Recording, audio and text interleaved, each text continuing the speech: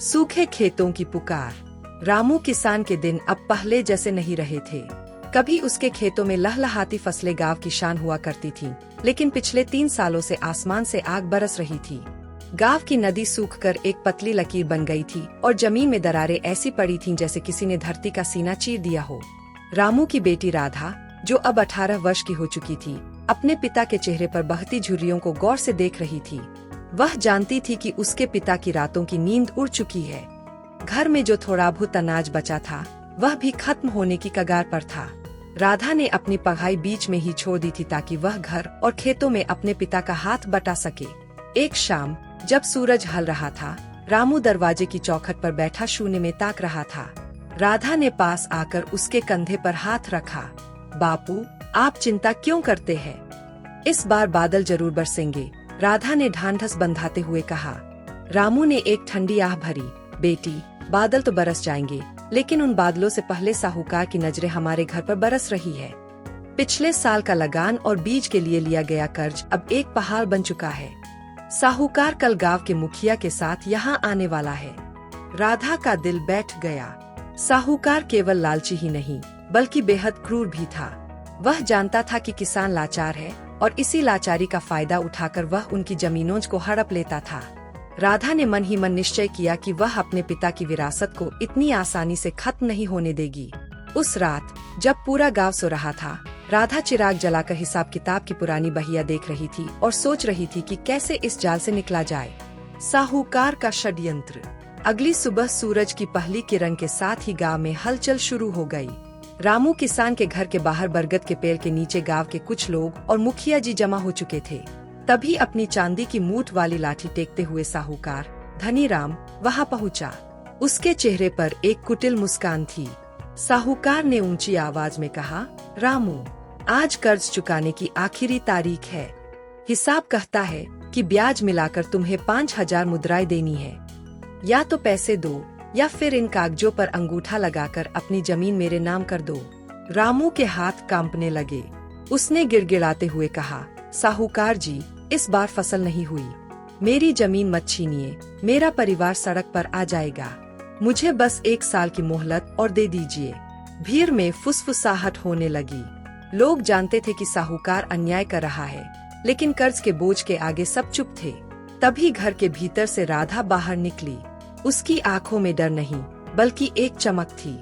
उसने साहस जुटाकर कहा, साहूकार जी, आप जानते हैं कि सूखा पड़ना हमारे हाथ में नहीं था।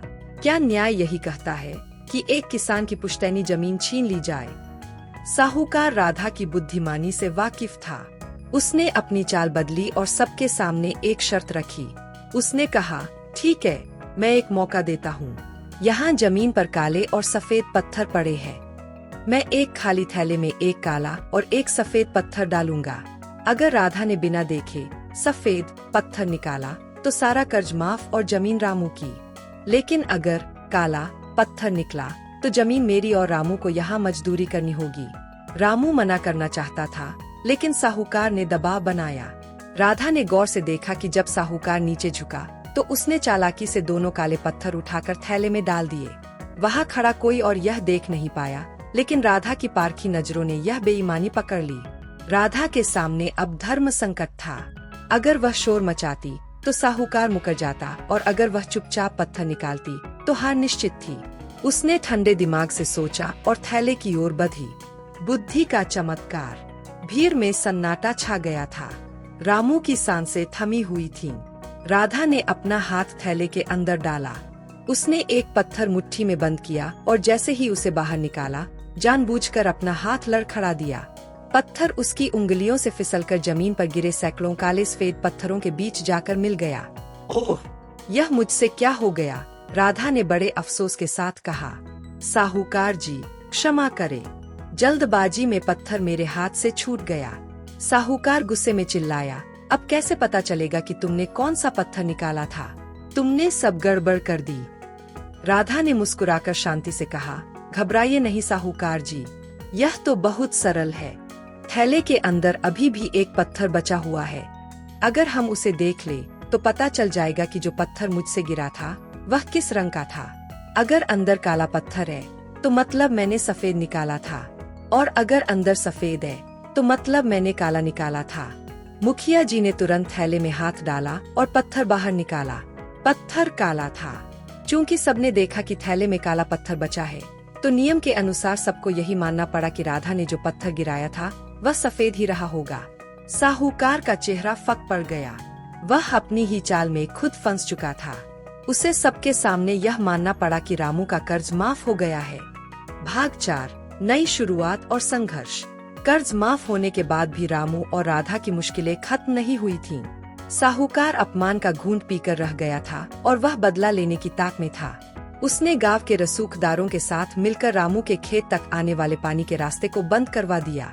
राधा ने देखा कि कर्ज से तो जान छूट गई, लेकिन फसल के बिना जीवन नहीं चलेगा।